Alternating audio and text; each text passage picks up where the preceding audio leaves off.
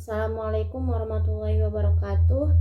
Perkenalkan, nama saya Paria Putri. Di sini saya akan menjelaskan tentang mantuk dan mafhum dan apa saja macam-macamnya. Yang demikian itu untuk memenuhi tugas mata kuliah Ulumul Quran 2. Baik, langsung saja. Yang pertama mengenai pengertian mantuk.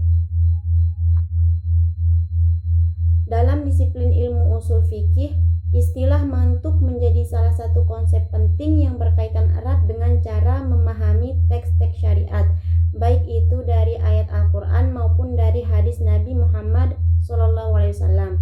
Sedangkan secara etimologis, mantuk berasal dari bahasa Arab yang berbunyi nataqo yang tiqu nutqon, yang berarti berbicara, berkata-kata, atau mengeluarkan ucapan. Sedangkan dalam isim maf'ul yaitu mantukun, berarti sesuatu yang diucapkan atau dilafalkan. Secara terminologis, para ulama memberikan definisi mantuk sebagai makna atau pengertian yang secara langsung ditunjukkan oleh redaksi lafaz suatu nas atau teks syariat, baik yang berupa perintah, larangan, berita, atau yang lainnya. Kemudian pembagian mantuk. Di sini mantuk itu dibagi menjadi 3. Yang pertama ada namanya nas, yaitu suatu perkataan yang jelas dan tidak mungkin ditakwilkan lagi, dan lafaz yang bentuknya sendiri telah dapat menunjukkan makna yang dimaksud secara tegas atau sarih, tidak mengandung kemungkinan makna yang lain. Contohnya pada Quran surah Al-Baqarah ayat 196 yang berbunyi fasyamu thalathati ayyamin fil hajji wa sab'atin idza raja'tum tilka 'asyaratun kamilah, yang artinya maka wajib berpuasa 3 hari dalam masa haji dan 7 hari lagi apabila kamu telah pulang kembali, itulah 10 hari yang sempurna.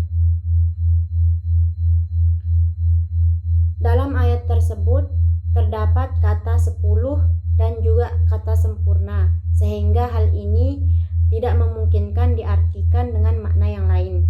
Adapun macam yang kedua yaitu zahir, yaitu lafal yang kemungkinan memiliki ambiguitas makna, namun di antara makna tersebut ada makna yang lebih rajih daripada makna-makna yang lainnya. Misalnya pada Quran surah Al-Baqarah ayat 173 yang berbunyi famanitturra ghaira baghin wala 'adin fala itsma 'alaihi innallaha ghafurur rahim. Artinya, namun barang siapa dalam keadaan terpaksa memakannya sedangkan dia tidak menginginkannya dan tidak pula melampaui batas.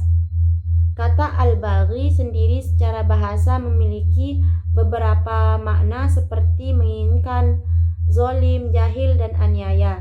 Namun pada konteks ayat ini, makna menginginkan dan zolim lebih kuat daripada makna-makna yang lainnya. Yang ketiga adalah mu'awwal, yaitu lafaz yang diartikan dengan makna marjuh karena ada suatu dalil yang menghalangi dimasukkannya makna yang rajah. Contohnya pada Quran surah Al-Isra ayat 24. Pada ayat tersebut terdapat lafaz janahadzulli yang tidak diartikan dengan sayap, tapi diartikan dengan tunduk, tawaduk, dan bergaul secara baik dengan orang tua, karena mustahil manusia mempunyai sayap. Selanjutnya pengertian dari mafhum.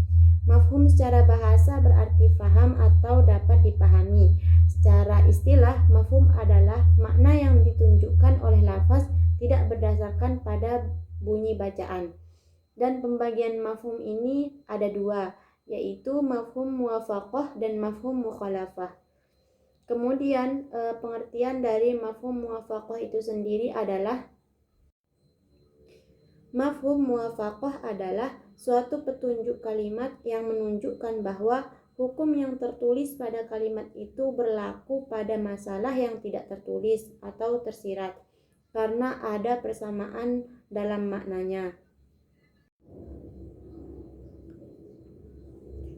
Adapun bentuk dari mafhum muwafaqah itu ada dua. Yang pertama, fatwa al-khitab. Fatwa al-khitab merupakan pemahaman yang diberikan kepada lafaz mafhum lebih kuat daripada yang dimiliki oleh lafaz mantuk. Contohnya pada Quran surah Al-Isra ayat 23. Memukul, menghardik dan meludahi orang tua yang dipahami dari firman Allah Subhanahu wa taala dalam surah tersebut berbeda kualitasnya dengan sekedar mengatakan atau cis kepada orang tua. Dari segi akibat, memukul, menghardik dan meludahi orang tua itu lebih berat dibandingkan hanya sekedar mengatakan atau cis. Yang kedua, lahnu al-khitab. Lahnu al-khitab merupakan pemahaman yang diberikan kepada lafaz mafhum itu sama tingkatannya dengan yang dimiliki oleh lafaz mantuk. Misalnya pada firman Allah Quran surah An-Nisa ayat 10 yang berbunyi Innalladzina ya'kuluna amwalal yatama zulma, yang artinya sungguhnya orang-orang yang memakan harta anak yatim secara zalim. Mafhumnya yaitu memakan harta anak yatim sama saja dengan hukumnya melenyapkannya, membuang atau membakarnya. Kemudian pengertian dari mafhum mukhalafah, yaitu makna yang tidak terucapkan dan yang ditarik dari mantuk namun berbeda dengan makna yang dikandung oleh mantuk itu sendiri. Adapun jenis-jenis dari mafhum mukhalafah itu ada 5. Yang pertama mafhum wasfi atau sifat, yang kedua mafhum syarat, kemudian mafhum ghayah dan mafhum adat dan mafhum laqab. Yang pertama yaitu mafhum al-wasfi, adalah pemahaman yang diambil dari suatu sifat yang disebutkan dalam teks. Jika suatu teks syar'i menetapkan suatu hukum dengan adanya sifat tertentu, maka mafhum al-wasfi menunjukkan bahwa ketika sifat tersebut tidak ada, maka hukum juga tidak berlaku.